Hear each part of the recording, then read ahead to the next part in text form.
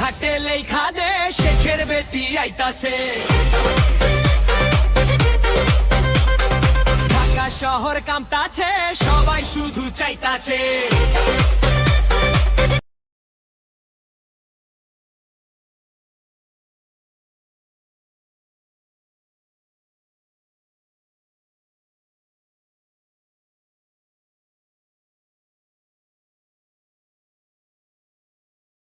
আমার দেশেই চলে যাচ্ছে, আমার দেশে করিডোর দেওয়া হচ্ছে আরাকানকে যাওয়ার জন্য। আমেরিকা নাকি বলছে, আমেরিকা তো শেখ মুজিবুর রহমানের মতো একজন মানুষকে বলছিল 1971 সনের 23শে মার্চ, তখন পাকিস্তানের আমেরিকান রাষ্ট্রদূতের নাম ছিল ফারল্যান্ড।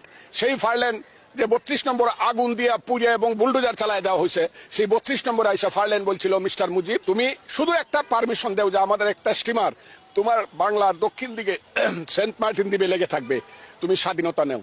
শেখ মুজিব সেদিন বলেছিলেন 1 ইঞ্চি জায়গা দিয়েও আমি আমার দেশের স্বাধীনতা চাই না। Oh, nobody can stop it. Autonomy of East Pakistan? Nobody can stop it. Autonomy? Oh, definitely. Who can stop my autonomy? More than that. More than autonomy. No question of this and that. I want my rights. Emancipation. I want my emancipation. I want that. I want to live like a free citizen of a free country. You mean independence? That I don't mean. It can be done in many ways. কোন এক সাদা চামড়ারই প্রস্তাব বাংলাদেশেরও একটা অংশ নিয়ে, তারপরে Chittagong, Myanmar, এখানে একটা খ্রিস্টান স্টেট বানাবে, বে অফ বেঙ্গলে একটা ঘাঁটি করবে। আমি একই জবাব দিচ্ছি, যে আমি জবাব দিচ্ছি স্পষ্ট যে আমি বঙ্গবন্ধু শেখ মুজিবের মেয়ে।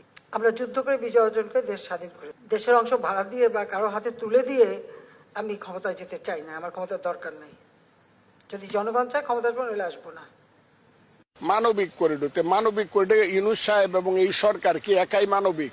বিএনপির মতো একটা রাজনৈতিক দল আছে যারা বাংলাদেশে এখন সবচেয়ে বড় রাজনৈতিক দল, তাদেরকে জিজ্ঞাসা করার প্রয়োজন ছিল কিনা 1 ইঞ্চি জায়গা দিয়েও